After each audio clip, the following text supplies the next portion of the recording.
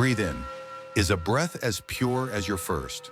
Lungs inflating, consciousness generating. You open your eyes, but only darkness greets you.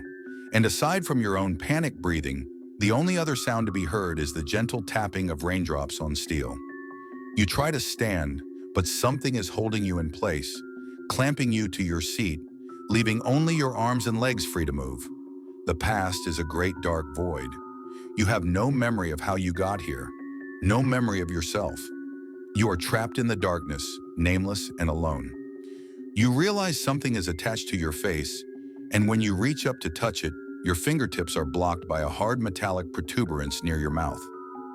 You're wearing a mask, one that's fitted so tight it aches, but when you try to remove it, the pain is unbearable. As you attempt to draw deeper and deeper breaths through your mask, you find yourself descending into a panic. You shove and wrench at your restraints as frustrated grunts crescendo into trembling wails. You kick, you scream, twisting and turning your body until suddenly the left side of your neck begins to tingle as if grazed by a finger of frost. And you feel yourself begin to calm. Instead of wrestling with your restraints, you lean into them, feeling the chemical tingle working its way through your body. It feels like a mother's love, though when you try to picture your own, only a blank, featureless face hangs silent in your mind. You hope the feeling lasts forever, but it doesn't. And the soothing pitter-patter of the raindrops is suddenly and violently drowned out by the roar of machinery. You feel your seat begin to move. You wonder if you truly are shrouded in darkness or if it's your mask acting as a blindfold. And as the thought overwhelms your exhausted narcotics-addled mind, disorientation ushers in a dull anxiety. This time there is no tingling in your neck, no overwhelming sense of bliss. Instead, a deep red glow suddenly banishes the darkness, illuminating not only your temporary prison, but also your fellow prisoners.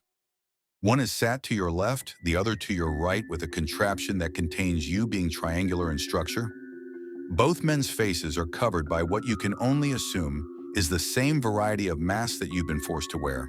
They appear as hideous obsidian skulls complete with rubber flaps that cover the ears and an opaque tinted visor. One man seems perfectly calm. The other seems terrified beyond reason. And just as you once did, he grips the restraints with white knuckles, his shoulders rising and falling in quick succession. You feel his terror in the pit of your soul. He is a mirror image in almost every facet, but just as it occurs to you to reach out and comfort the man, another roar of machinery proceeds in an announcement from a cold and mechanical voice. CDV stability optimal. Prepare for descent in. The word barely finds purchase in your mind before the mechanical voice begins a countdown. 5. You look to your companions, one still unmoved, the other hyperventilating. 4. The panicked of the two begins shaking his head back and forth, begging, pleading for mercy. 3. You feel your heart rate increase as the terror of uncertainty takes hold. 2. You grip your restraints, your own breathing quickening as you hold on for dear life. 1. Your eyes tighten, your muscles braced. Release. The sudden drop makes your stomach feel like it's trying to push its way out of your mouth. And as your descent becomes more and more rapid, your ears pop painfully as a sudden and violent Barrero trauma occurs. You hear the air rushing past your cramped container.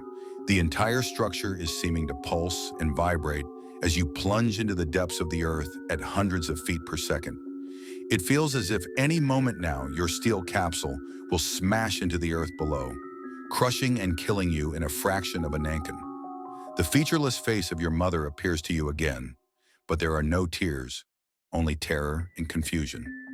Suddenly, you hear a banshee's scream of steel grinding against steel, and the feeling of nausea subsides as the capsule speed reduces.